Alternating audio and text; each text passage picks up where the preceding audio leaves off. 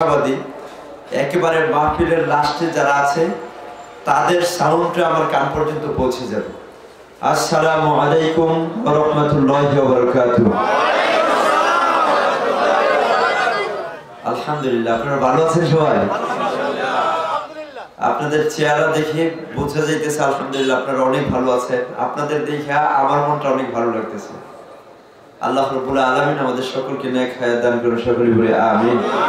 আমরা দুনিয়াতে যেভাবে আন্তরিকতার সাথে, ভালোবাসার সাথে, মহব্বতের সাথে আছি, হাসরের ময়দানে যেন দেখি আল্লাহ রাব্বুল আলামিন আমাদের সকলকে জান্নাতের কাতারে দাঁড়া করেছেন, একজন সামনে একজনের পিছনে, এভাবে যেন দেখি আল্লাহ তাআলা সকলকে জান্নাতের কাতারে জান্নাতের মেহমান হিসেবে কবুল করেছেন, সকলে বলে আমিন।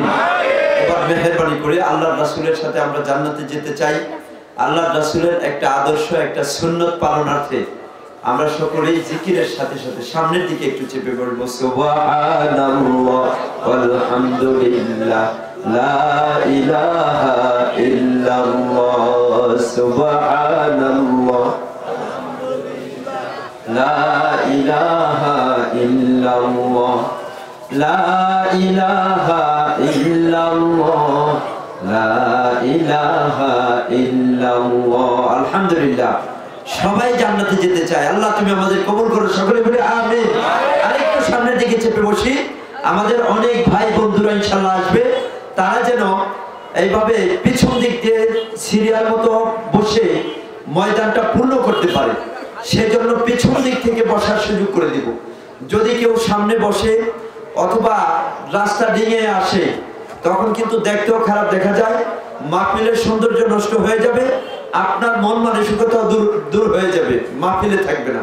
সেই জন্য আমরা মেহেরবানি করে আরেকটু সামনে আগায় বসি। সুবহানাল্লাহ ওয়ালহামদুলিল্লাহ লা ইলাহা ইল্লাল্লাহ, লা ইলাহা ইল্লাল্লাহ, লা ইলাহা ইল্লাল্লাহ, সুবহানাল্লাহ ওয়ালহামদুলিল্লাহ ইল্লাল্লাহ, লা ইলাহা ইল্লাল্লাহ, লা ইলাহা ইল্লাল্লাহ। এই তাসবিহ পড়ো সবে, হেলা করো না ভবে,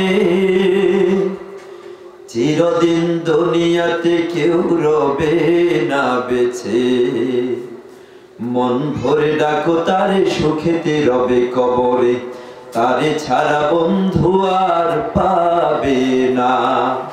কাকে ছাড়া? জোরে বলুন, আরো জোরে বলুন, কাকে ছাড়া? দাঁড় টানো ভাই জবান দিয়া, আরো সেতে ওঠো গিয়া, দাঁড় টানো ভাই জবান দিয়া, আরো সেতে ওঠো গিয়া, নূরের পর্দা দাও উঠায়া, সেথায় দেখিতে পাবে ইল্লাল্লাহ, সুবহানাল্লাহ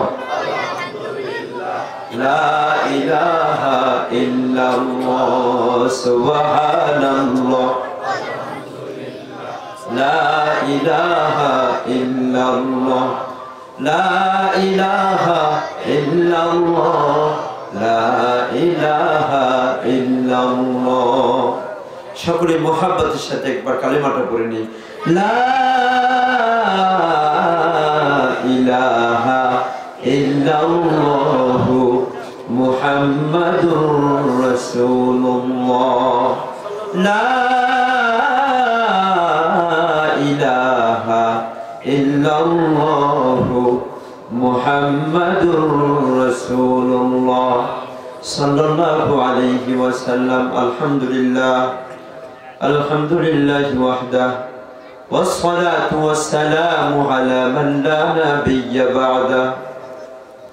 ফাকাদ ক্বালা আল্লাহু তাআলা ফি কালামিহিল মাজিদ ওয়া ফুরকানিহিল হামিদ।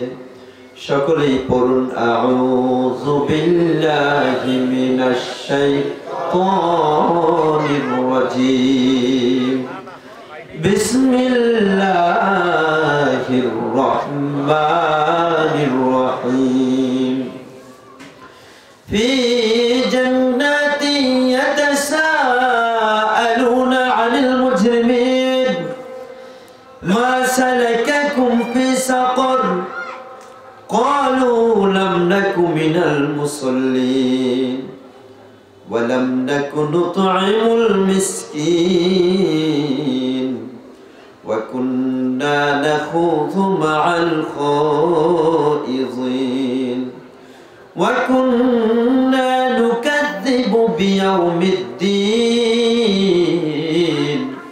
حتى أتانا اليقين وقال رسول الله صلى الله عليه وسلم من أحب دنياه أضر بآخرته ومن أحب آخرته أضر بدنياه فآثروا ما يبقى على ما يفنى أو كما قال عليه الصلاة والسلام সকলে মুহাব্বতের সাথে দুরূদ ইব্রাহিম পড়ি আল্লাহুম্মা সাল্লি আলা মুহাম্মাদ ওয়া আলা আলি মুহাম্মাদ কামা সাল্লাইতা আলা ইব্রাহিম ওয়া আলা আলি ইব্রাহিম ইন্নাকা হামিদুম মাজিদ আল্লাহুম্মা বারিক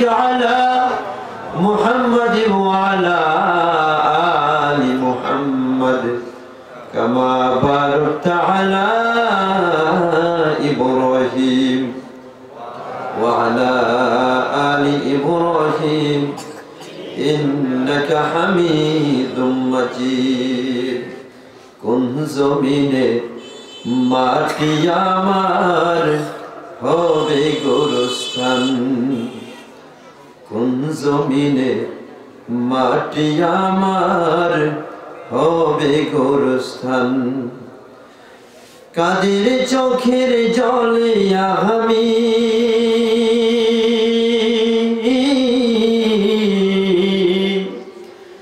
কাদের চোখের জলে আমি পাবো পরিত্রাণ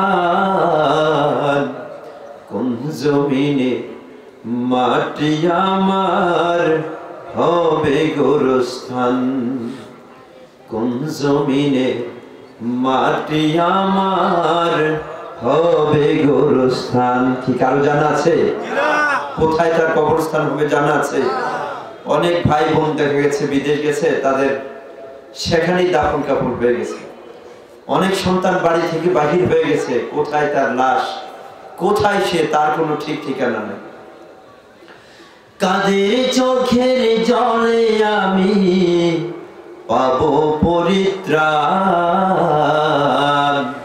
কোন জমিনে মাটি আমার হবে গোরস্থান সবাই বলুন কোন জমিনে মাটি আমার হবে গোরস্থান কারায় আমায় গোসল দিবে কে আনবে কাফন কথা ঠিক কিনা আমার গোসল কারা দিবে কোনো গ্যারান্টি আছে কে আমার কাফনের কাপড় কিনে নিয়ে আসবে গ্যারান্টি আছে দেখা যায় বাবা সন্তানের কাফনের কাপড় আনতে গেছে আছে না মনে বাবা সন্তানের কবর খনন করতে গেছে কারায় আমায় গোসল দিবে কে আনবে কাফন কে বাহায় আমায় কেঁদে কেঁদে করে দিবে দাফন কারায় আমার পাশে বসে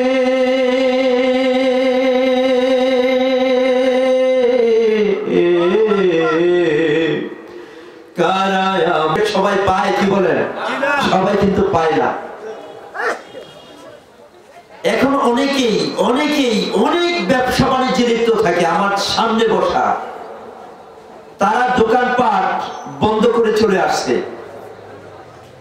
একমাত্র কার সন্তুষ্টির জন্য আল্লাহর সন্তুষ্টির জন্য তো আল্লাহ রাব্বুল আলামিন আমাদের সকলকে এই বেহেশতের বাগানে বেহেশতের মেহমান হিসেবে কবুল করেছেন সেই জন্য প্রত্যেককে অন্তরস্থল থেকে আল্লাহ পাকের সন্তুষ্টির উদ্দেশ্যে আকাশ বাতাস মুখরিত করে কণ্ঠে কণ্ঠ একত্রিত করে জোরে সোরে একবার বলি আলহামদুলিল্লাহ।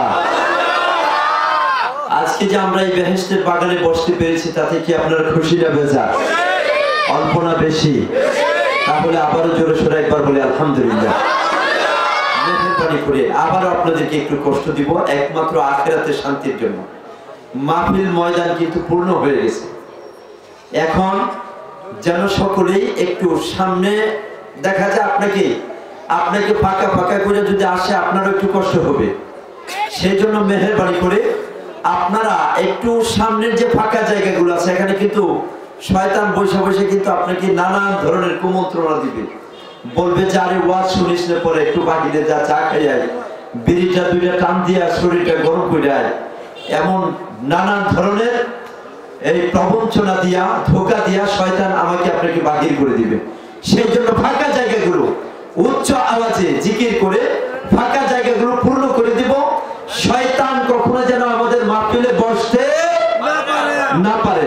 লা ইলাহা ইল্লাল্লাহ, একটু ধাক্কা দিয়া যখন ইল্লাল্লাহ বলবো, ইল্লাল্লাহর ধাক্কাটা যেন আমাদের কলবে গিয়ে লাগে। লা ইলাহা ইল্লাল্লাহ, লা ইলাহা ইল্লাল্লাহ। সামনে চাপে একটু মেহেরবানি করে পেছন দিকে থেকে যে সকল ভাইয়েরা আসবে তারা যেন পিছনে বসতে পারে, একটু গায়ে গায়ে লাগে বসি। আপনারা নিয়ে আবার করোনার ভয় পেতেছেন কি? করোনার ভয় পান নাকি?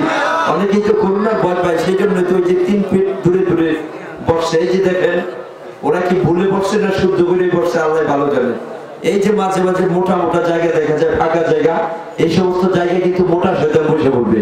আপনারা মেহেরবানি করে একটু সামনের দিক জিকিরের সাথে সাথে লা ইলাহা ইল্লাল্লাহ, লা ইলাহা ইল্লাল্লাহ, হায়াতের মালিক যে আল্লাহ, হায়াতের মালিক যে আল্লাহ, মৌতের মালিক সেই আল্লাহ। লা ইলাহা ইল্লাল্লাহ, লা ইলাহা ইল্লাল্লাহ, লা ইলাহা ইল্লাল্লাহ, লা ইলাহা ইল্লাল্লাহ, লা ইলাহা ইল্লাল্লাহ মুহাম্মাদুর রাসূলুল্লাহ সাল্লাল্লাহু আলাইহি ওয়াসাল্লাম। আপনাদের কষ্ট হইতেছে? মাহফিল চলতে থাকবে, সারা রাত্র চলতে থাকবেন আপনারা? কে কে হাত থাকবেন না হাত উঠে দেখেন। আচ্ছা, অনেকেই তো দেখা যায় হাত উঠে ফেলেছে, এটা ভুলে মনে হয়ে ফেলেছে। আমি আপনাদের সাথে মাঝে মাঝে একটু মজা করি, আপনারা কষ্ট পাননি আবার আমার জন্য আবার বদদোয়া করবেন। আমরা হাসি খুশি আছি, হাসরে কি হাসি খুশি থাকতে চাই না? আল্লাহ আমাদের কবুল করুন, সকলে বলি আমিন। আমরা জোরে সোরে একবার ডাক দিই আল্লাহ।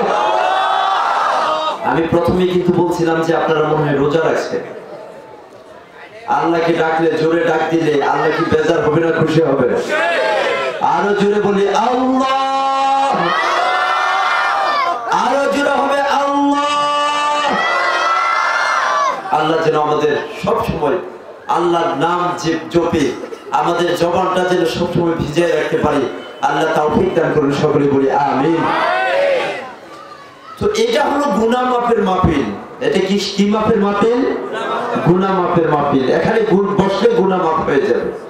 এই যে একটা বার লা ইলাহা ইল্লাল্লাহ পড়তেছি, হাদিস শরীফে আল্লাহর রাসূল বলতেছেন লাউ আন্নাস সামাওয়াতি সাবঈন ওয়াল আরদিনা সাবঈন ফি কাফাতিন ওয়া লা ইলাহা ইল্লাল্লাহু ফি কাফাতিন লা মালাত লা ইলাহা ইল্লাল্লাহ। আল্লাহর রাসূল বলেন, ও আমার উম্মতেরা, যদি 7 আসমান 7 জমিন এক পাল্লায় রেখে দেওয়া হয়, আরেক পাল্লায় যদি লা ইলাহা ইল্লাল্লাহ রাখা হয়, নবীজি সাল্লাল্লাহু আলাইহি ওয়াসাল্লাম বলেন লা ইলাহা ইল্লাল্লাহ পাল্লাটা ভারী হয়ে যাবে। বলেন সুবহানাল্লাহ, আরো জোরে বলেন সুবহানাল্লাহ। নবীজি সাল্লাল্লাহু আলাইহি ওয়াসাল্লাম বলেন যারা একবার সুবহানাল্লাহ পড়বে, সাহাবায়ে কিরামদেরকে বলতেছেন যে তোমাদের মধ্য থেকে কি এমন কেউ নাই, আলাইসা মিনকুম, তোমাদের মাঝে এমন কেউ নাই মাইয়ামালু ফি কুল্লি ইয়াউমিন মিসলা উহুদিন আমালান, একটা উহুদ পাহাড় পরিমাণ, একটা উহুদ পাহাড় পরিমাণ সওয়াবের কাজ করবে তোমাদের মাঝে কেউ নাই? সাহাবায়ে কেরাম বলতেছেন কাইফা ইয়া রাসূলুল্লাহ, এটা কিভাবে সম্ভব? উহুদ পাহাড় কিন্তু বিশাল বড় পাহাড়। আমাদের যে আলহাজ আলমগীর সাহেব অনেকবার গিয়েছেন, ফোন দিলেই বলে যে ওমরায় আছে। তো যারা উহুদ পাহাড়ে গিয়ে দেখেছেন বিশাল বড় পাহাড়, সাহাবায়ে কেরাম আশ্চর্য হয়ে গেলেন, ইয়া রাসূলুল্লাহ উহুদ পাহাড় পরিমাণ সওয়াব আমরা কিভাবে কামাই করব? আল্লাহ রাসূল বলতেছেন, কোন ব্যক্তি যদি একবার ইখলাসের সাথে লা ইলাহা ইল্লাল্লাহ পড়ে, একবার ইখলাসের সাথে আলহামদুলিল্লাহ পড়ে, আল্লাহু আকবার পড়ে, সুবহানাল্লাহ পড়ে, প্রতিটা তাসবিহের বিনিময়ে তাদের আমলনামায় এক একটি করে উহুদ পাহাড়ের সমপরিমাণ সওয়াব রেখে দিবেন। সুবহানাল্লাহ। এই বিষয়ে আলোচনা করলে রাত্র শেষ হয়ে যাবে, তো আমি ওদিকে যাব না, ভূমিকা সংক্ষিপ্ত করে আমার মূল আলোচনার দিকে চলে যাই। আমি কুরআনুল কারীমের সূরা মুদ্দাসসির থেকে কয়েকটি আয়াতে কারিমা তেলাওয়াত করেছি। অত্যন্ত মনোযোগ দিয়ে আলোচনা শুনতে হবে। মা বোন যারা আছেন তাদের প্রতি আমি দৃষ্টি আকর্ষণ করে বলছি, যেহেতু এই দুনিয়াতে কেউ থাকার জন্য আসে নাই, থাকার চেষ্টা করলেও কেউ থাকতে পারবে না, কেউ থাকতে পারবে না, সবার চলে যেতে হবে, সবার চলে যেতে হবে।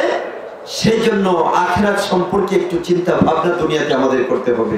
জোরে বলুন কথা ঠিক না? মা বোনদের প্রতি দৃষ্টি আকর্ষণ করে বলছি, আমরা কিন্তু সবসময় মাগরিবের পর থেকে টেলিভিশনটা ছেড়ে রাখি, বিভিন্ন ধরনের মুভি, সংবাদ, বিভিন্ন নিউজ আমরা দেখতে থাকি।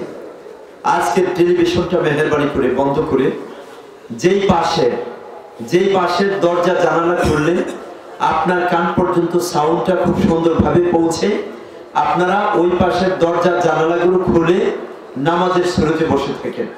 নবীজি সাল্লাল্লাহু আলাইহি ওয়াসাল্লাম বলেন, যারা কিছুক্ষণ ইখলাসের সাথে দ্বীনি আলোচনা শুনে আল্লাহ তাআলা তাদের আমলনামায় 60 বছর নফল ইবাদত করলে যে সওয়াব হবে, এর চেয়ে উত্তম সওয়াব রেখে দিবেন। চিৎকার করে বলেন সুবহানাল্লাহ। এই সওয়াব থেকে যেন কেউ বঞ্চিত না হই। অনেকেই বাহিরে ঘোরাফেরা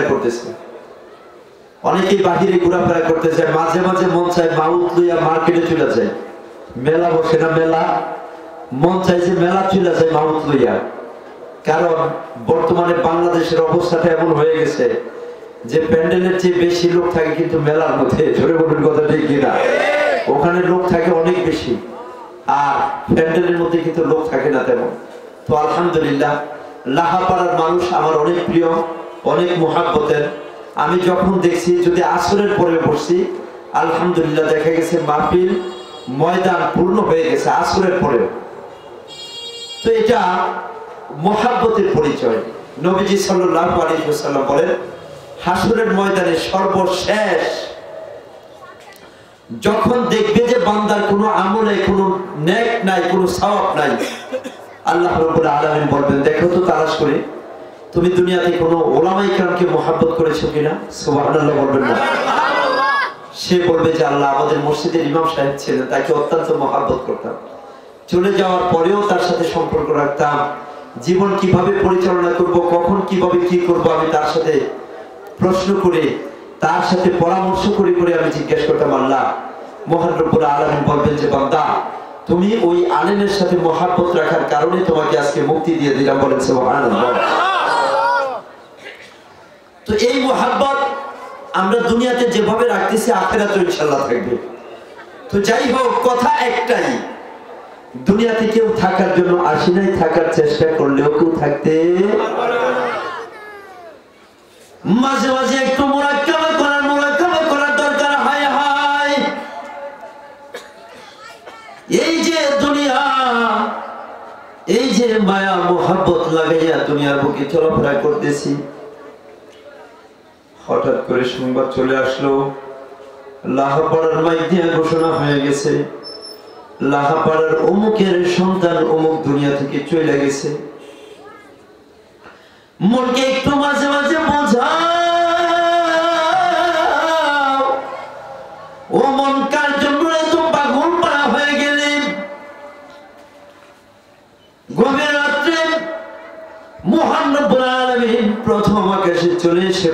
ডাকতে থাকে, ও আমার বান্দা, আলা মিন মুস্তাগফিরিন ফাআগফির লাহু, আলা মিন মুবতালিন ফাউআফিয়াহু, আলা মিন মুস্তারজিকিন ফাআরযুকাহু।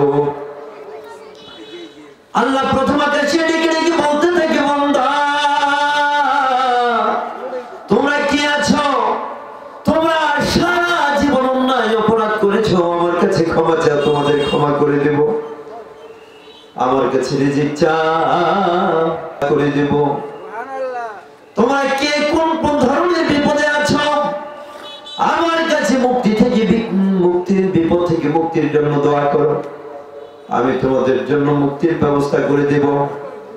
ও মুসলমান, ফজরের আযান যখন মসজিদের মাইকে হয়ে যায়, আসসালাতু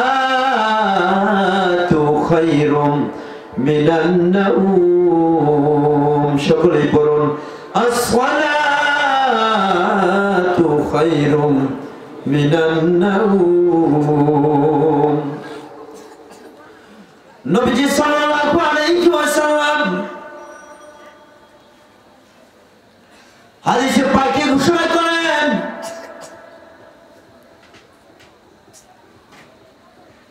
যারা রীতিমতো নামাজগুলো আদায় করবে, ঠিক মতো যারা নামাজগুলো আদায় করবে, মহান রব্বুল আলামিন তাদের জন্য 5টা পুরস্কার দিবেন। প্রথমত যে কথাটি বলতেছি, ফজরের সময় যখন আজান হয়, আজানের সময় একটু খেয়াল করা, হায় হায় এই কনকনে শীত ছেড়ে কেন মসজিদে যাইতে চাই না, কনকনে শীত ছেড়ে কেন মসজিদে যাইতে চাই না, আমার কি হয়েছে? ও মন, তুমি কার জন্য পাগল পারা হয়ে গেলা? এই দুনিয়া ছাইড়া একদিন কিন্তু তোমারও কবর পথের যাত্রী হয়ে যেতে হবে। মাঝে মাঝে মনটাকে বোঝাও,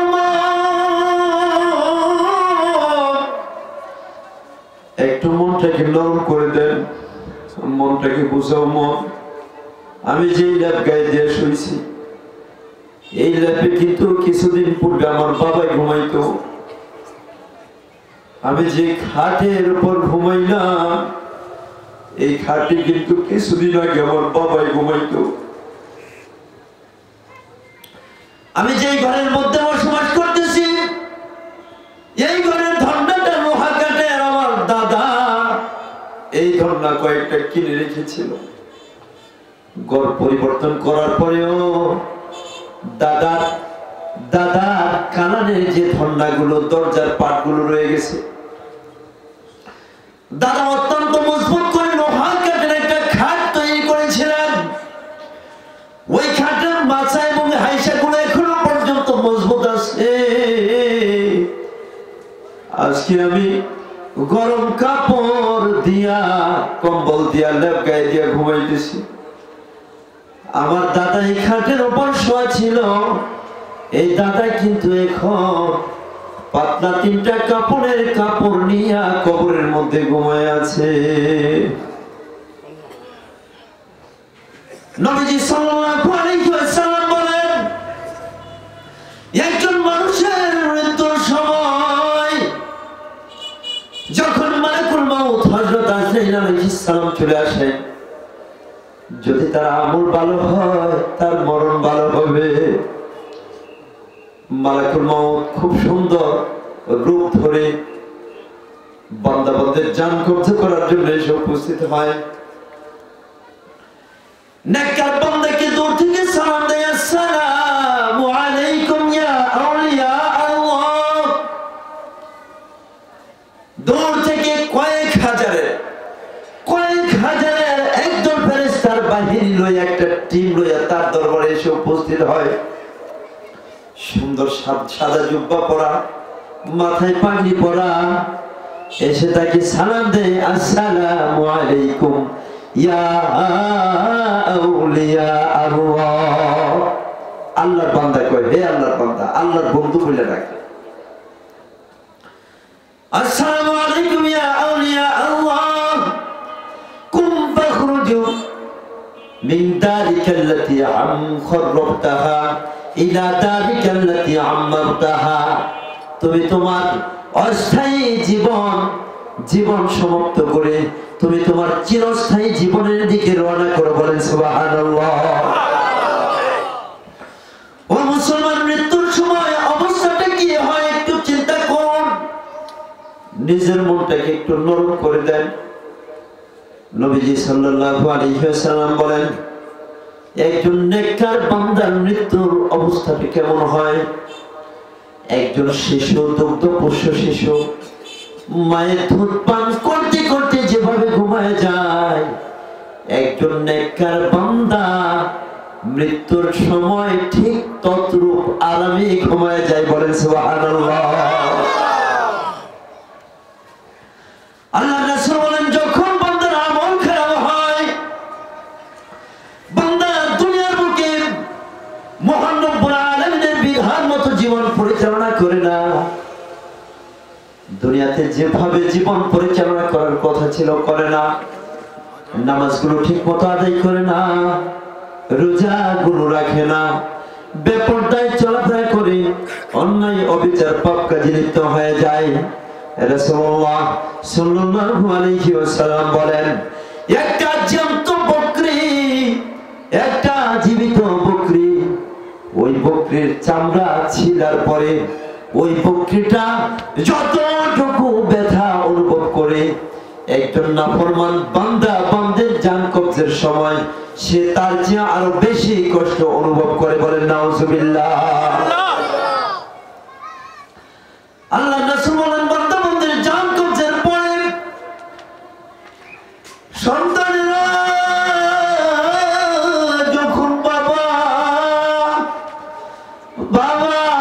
বলে কাঁদতে থাকে, মা মা বলে কাঁদতে থাকে, তখন সে সব কিছু শুনতে পায় কিন্তু বলার মতো কোনো ক্ষমতা থাকে না। তখন তার সব কিছু অনুভব হয়, হায় রে আমার মেয়ে আমার জন্য কাঁদতেছে, আমার ছেলে আমার জন্য কাঁদতেছে, আমার আত্মীয় স্বজন আমার জন্য কাঁদতেছে, কিন্তু সে কিছু বলতে পারতেছে না, সব কিছু শুনতে থাকে। নবীজি সাল্লাল্লাহু আলাইহি ওয়াসাল্লাম কোন একদিন মসজিদ নববীতে নামাজ আদায় করে ঘরে আসলে হযরত আয়েশা সিদ্দিকা রাদিয়াল্লাহু আনহা আল্লাহর রাসূলকে দেখে দাঁড়ায় গেলেন। নবীজি বলতেছেন, আয়েশা তুমি দাঁড়াইও না, বসাই থাকো।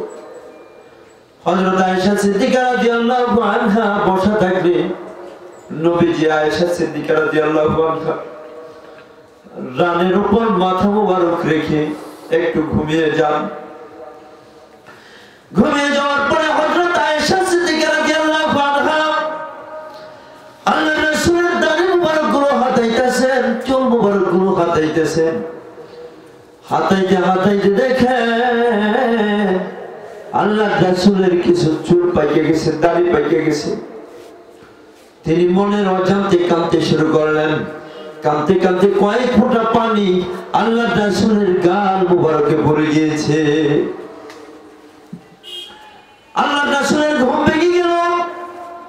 চোখের গরম পানি আল্লাহর রাসূলের গাল মুবারকে পড়লে ঘুমটা ভেঙে গেল।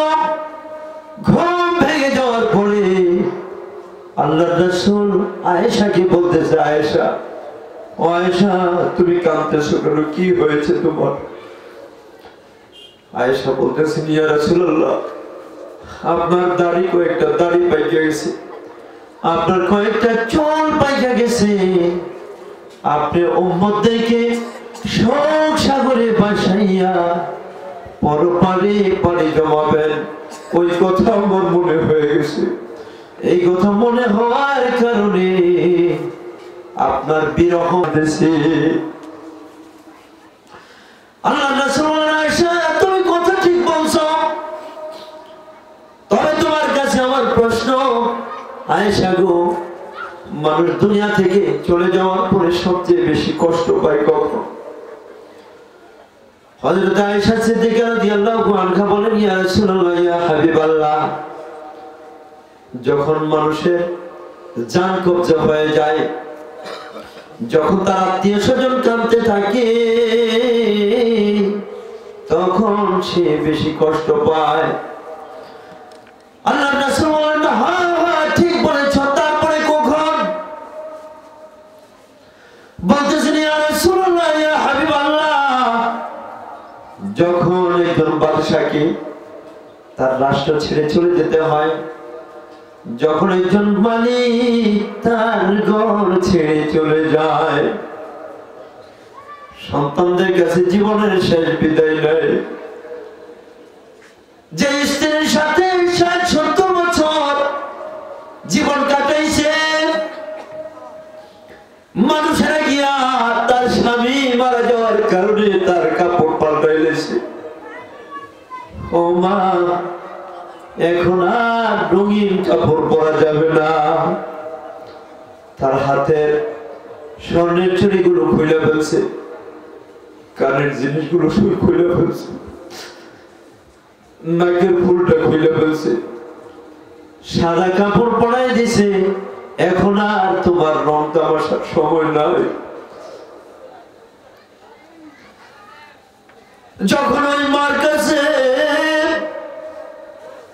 এলাকার লোকেরা বিদায়ের জন্য যায়, কই গো মা, তোমার স্বামীকে তুমি বিদায় দিয়ে দাও।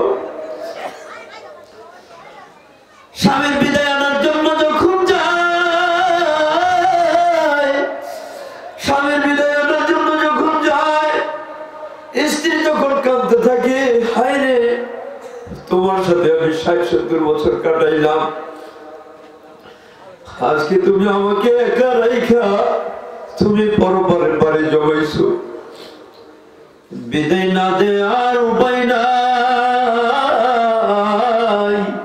কলিজা ফাটায় চিৎকার দিয়া নিজের স্বামীকে জীবনের মতো ক্ষমা কইরা নিজের স্বামীকে জীবনের শেষ বিদায় দিয়ে দেয়। ইয়া রাসূলুল্লাহ, তখন মুর্দা সবচেয়ে বেশি কষ্ট পায়। নাম বলা লাগবে না। আল্লাহর রাসূল বললেন, হ্যাঁ ঠিক বলেছ, তারপরে কখন? এবার ইয়া রাসূলুল্লাহ, আমি আর বলতে পারবো না, আপনিই বলেন। নবীজি সাল্লাল্লাহু আলাইহি ওয়াসাল্লাম বলেন, আয়েশা গো, যখন একজন নাফরমান বান্দা বান্দিকে গোসল দেয়া হয়, গোসল দেওয়ার সময় যখন তার জামা কাপড়গুলো খোলা হয়, মুর্দার চিৎকার করে করে বলতে থাকে, বাইরে কিছুক্ষণ আগে আমার জান কবজা হয়েছে, আমি অনেক কষ্ট অনুভব করতেছি, আমার জামাটা একটু আস্তে আস্তে খোল, আমি আমার মৃত্যুর যন্ত্রণা শরীরের প্রত্যেকটা পশমে পশমে আমি অনুভব করতেছি। যখন তার গায়ে একটু গরম পানি ঢেলে দেওয়া হয়, তখন বলতে থাকি, ও ভাই, আল্লাহু আকবার,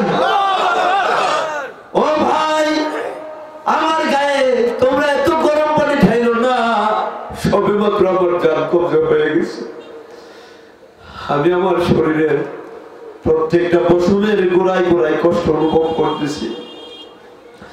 যখন তার শরীরটা মাজা হয়, তখনও সে বলতে থাকে, বাইরে আমার শরীরটা একটু আস্তে মাজ, আমি অনেক কষ্ট অনুভব করতেছি। যখন তার গোসল শেষ হয়ে যায়, মুর্দার মনে মনে ভাবতে থাকি, আমার গোসল শেষ হয়ে গেছে, আমার জানাজায় হাজার হাজার মানুষ উপস্থিত, আমার মনে হয় সবগুলো মানুষ আমার সাথে যাবে, আমার কোনো ভয় নাই, কোনো পেরেশানি নাই। মনটাকে একটু বোঝাই,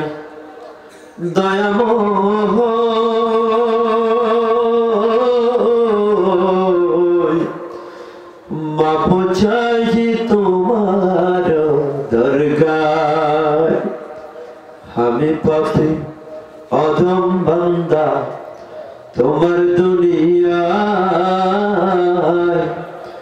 তোমার কাছে যাবার মতো নাকি জীবনে নাই। দয়াময়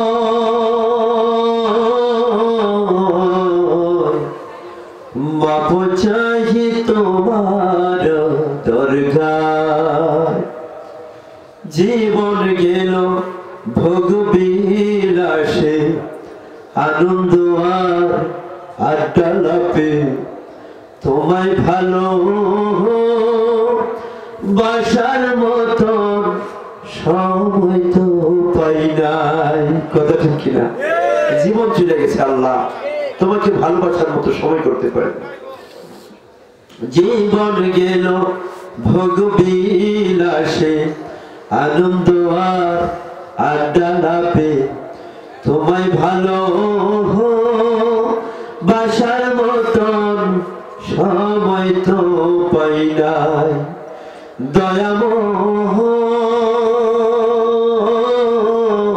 দয়াময় মাপ চাহি তোমার দরগায়।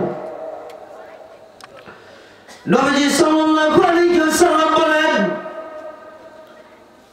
যখন তার জানাজার নামাজ কমপ্লিট, প্রত্যেক আত্মীয় স্বজন সবাই জানাজার নামাজ আদায় করে যার যার কাজে চলে যায়। সে বলতেছে, আমার খাটিয়াতে যেই কয়েকজন ধরেছে, সম্ভবত যে কয়েকজন বসেছে, সম্ভবত আমার অবস্থা মনে হয় এই লোকগুলোই আমার সাথে যাবে। একটু জিকির করে লা ইলাহা ইল্লাল্লাহ, জোরে লা ইলাহা ইল্লাল্লাহ সাল্লাল্লাহু আলাইহি ওয়াসাল্লাম। আমার অত্যন্ত শ্রদ্ধাভাজন, আমি যাকে আমার জীবনের শ্রদ্ধাভাজন মুরব্বী হিসেবে বিশ্বাস করি এবং মেনে নিয়েছি, জনাব আলহাজ হাফেজ আলমগীর সাহেব। তিনি ঢাকা থেকে আসছেন, ওনার ওয়াইফ অসুস্থ, উনি এখন চলে যাবেন। আমাদের মাহফিলে উনি 10,000 টাকা দান করেছেন। তোমাদের দাড়ি টুপি সব কিছু ঠিক আছে, তোমরা তো ইসলাম ধর্মের অধিকারী, যাতে তোমরা মুসলমান, তোমাদের বাবাও মুসলমান ছিল, তোমার সন্তানেরাও মুসলমান ছিল, তোমার নাম ঠিকানা পড়েও বুঝতে পারলাম তুমি মুসলমান, তারপরেও তুমি কেন জাহান্নামের আসামি হয়ে গেলা? মাশারাকাকুম ফি সাকর, কোন জিনিস তোমাকে জাহান্নামে বানায় দিল? সে বলবে, আমার বিরুদ্ধে 4টা মামলা হয়ে গেছে। কয়টা মামলা? 4টা মামলা হয়ে গেছে। 1 নাম্বার মামলা হইল লাম নাকু মিনাল মুসাল্লিন, আমি মুসলমান ছিলাম কিন্তু নামাজি ছিলাম না। কি ছিলাম না? নামাজি ছিলাম না, নামাজ পড়ি না। আমি দুনিয়ার মুখে মুসলমান ছিলাম, আমার ফুল অ্যাড্রেস, আমার পরিপূর্ণ ঠিকানা তুমি তালাশ করো। জাতীয়তার দিক দিয়ে আমি বাংলাদেশি, ধর্মের দিক দিয়ে আমি মুসলমান, আমার বাবা মুসলমান ছিল, আমার সন্তানেরাও মুসলমান। আমি ইসলাম ধর্মের উপর জন্মগ্রহণ করেছি, কিন্তু জাহান্নামী হওয়ার কারণের পেছনে আমার বিরুদ্ধে 4টা মামলা হয়ে গেছে। 1 নম্বর মামলা হলো লাম নাকু মিনাল মুসাল্লিন, আমি দুনিয়ার বুকে কোনোদিন নামাজ আদায় করি নাই। এমন বেনামাজি মুসলমান আছে নাকি বলেন? নামাজ ছেড়ে দিচ্ছে বিভিন্ন অজুহাতে। কিছুক্ষণ আগে কিন্তু শুনলাম আমার আপনার সাথে কোনো আত্মীয় স্বজন যাবে না, কোনো প্রতিবেশী যাবে না, সন্তান সন্ততি কেউ যাবে না। আমার কবরে আমার একাই যেতে হবে। আমার কবরে ঈমান আমল নামক বন্ধু ছাড়া আর কোনো কিছুই আমার কবরে থাকবে না। চিৎকার করে বলুন কথা ঠিক কিনা? সুবহানাল্লাহ আলহামদুলিল্লাহ লা ইলাহা ইল্লাল্লাহ, জোরে সুবহানাল্লাহ আলহামদুলিল্লাহ লা ইলাহা illallah, la ilaha illallah, la ilaha illallah, subhanallah, illallah, la ilaha illallah, la ilaha illallah, la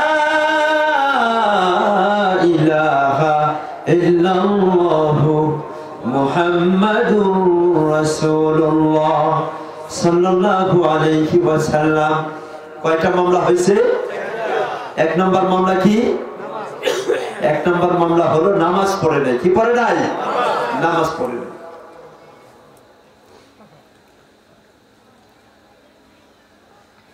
এই যে একটা পরিস্থিতি হয়ে গেল ভাই, দুনিয়া ছেড়ে চলে যাব, বেনামাজি অবস্থায় দুনিয়া থেকে যাইতেছে।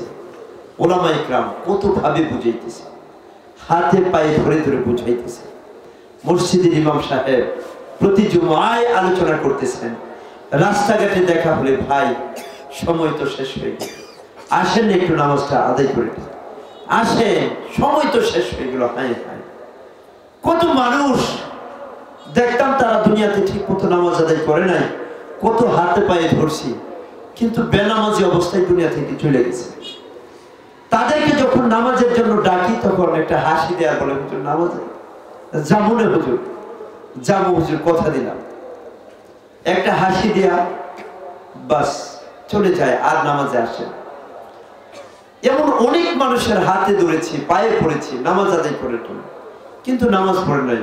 আকস্মিক ভাবে হঠাৎ মৃত্যু তার সামনে উপস্থিত হয়ে গেছে, বেনামাজি অবস্থায় সে দুনিয়া থেকে চলে যায়। নামাজ পড়বো তো সবাই ইনশাআল্লাহ? কে কে আদায় করবো? দুইটা হাত উঠায় দেখায় আল্লাহু আকবার। আল্লাহ তুমি আমাদের সকলকে নামাজি হিসেবে কবুল করো, সকলে বলি আমিন। এবার হাত নাও। নামাজ পড়ে যেতে পারলে আমাদের জন্য অনেক লাভ, অনেক লাভ। ঈমান এবং আমল ছাড়া কবরে আর কোনো বন্ধু খুঁজে পাওয়া যাবে না, এটা আমাদের স্বচক্ষে দেখা। সেই জন্য আমলের পাল্লা ভারী করতে হবে, আমলের পাল্লা ভারী করতে হবে। বেশি বেশি নেক কাজ করে করে, দান খয়রাত করে করে আমরা আমাদের আমলের পাল্লা ভারী করব।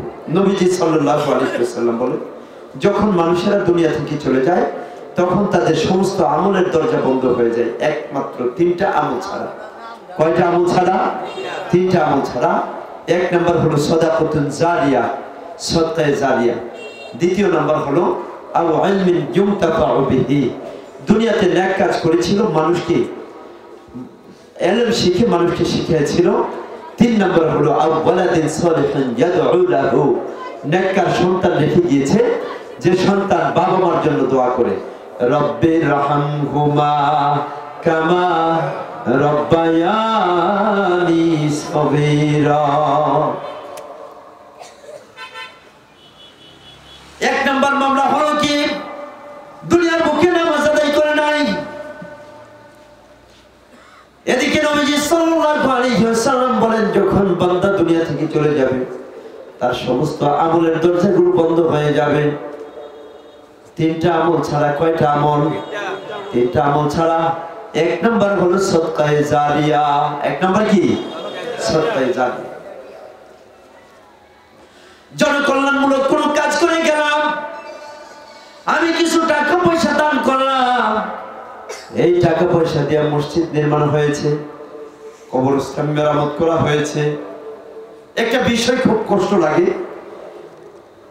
বিভিন্ন জায়গায় কবরস্থান দেখা যায়, আলহামদুলিল্লাহ কত সুন্দর।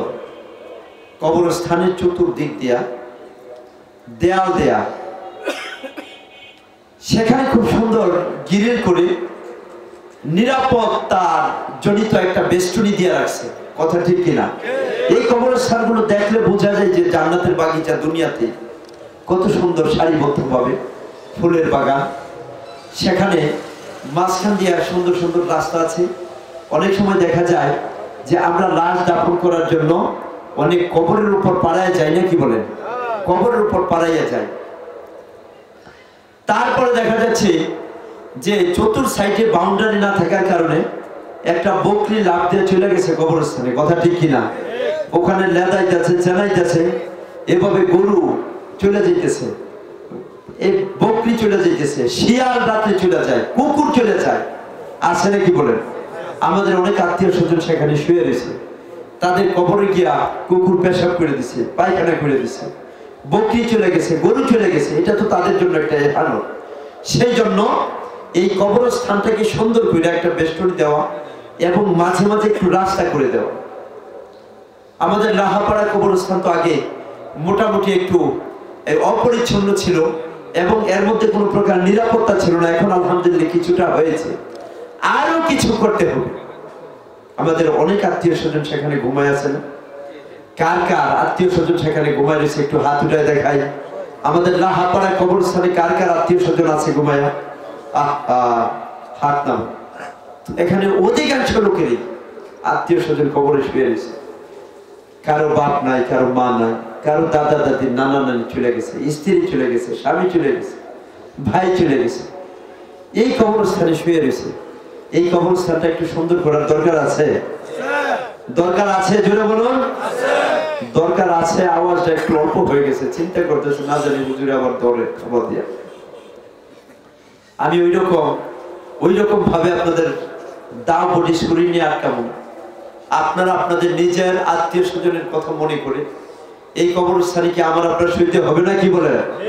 আরো জোরে বলুন, হইবে কি না? সইতে হবে।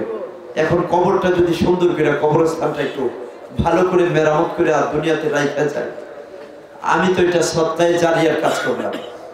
কথা ঠিক কিনা? আমার বাবা ওই কবরে শুয়ে রয়েছে, আমি কবরবাসী হয়ে যাব। কখন ডাক চলে আসে বলা যায় না, কোনো গ্যারান্টি আসেনি, কোনো গ্যারান্টি নাই। মহান রব্বুল আলামিন কালামে পাকে ঘোষণা করেন, ওয়ালিকুল্লি উম্মাতিন আজালুন ফাইযা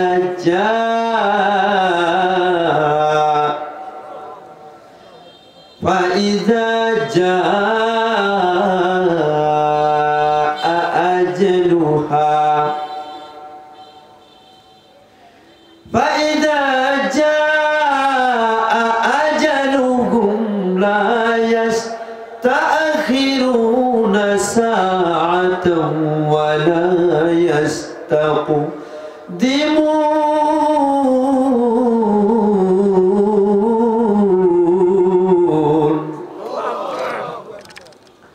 আল্লাহ রাব্বুল আলামিন বলেন, প্রত্যেকটা ব্যক্তির জন্য এক একটা নির্দিষ্ট মেয়াদ আছে।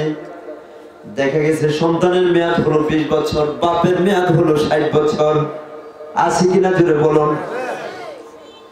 কখন যেন ডাক চলে আসে, কবরস্থানের দিকে চলে যায়। কবরস্থানটা একটু সুন্দর করে কইরা গেলে সন্তানেরাও ভালো বলবে, বাবা মা, কবরস্থানের কমিটি ম্যান যারা আছে, কবরস্থানটা সুন্দর করে গেছে। এই কবরের পাশ দিয়া যখন মানুষ যাইবে, লাহাপাড়া কবরস্থানটা খুব সুন্দর দেখা যায়, বলবে না? কি বলে? এটা আমাদের দায়িত্ব। সেই জন্য মেহেরবানি করে আমি অল্প কিছুক্ষণ কালেকশন, কিন্তু আলহামদুলিল্লাহ অনেক হয়ে গেছে, শুকরিয়া। আমি এ পর্যন্ত অনেক বছর ধরে আলহামদুলিল্লাহ এখানে কালেকশন করি। আপনারা আমার মহাব্বতের লোক, আমি সবাইকে চিনি, তো সেই জন্য আমাকে দায়িত্বটা দেওয়া হয়।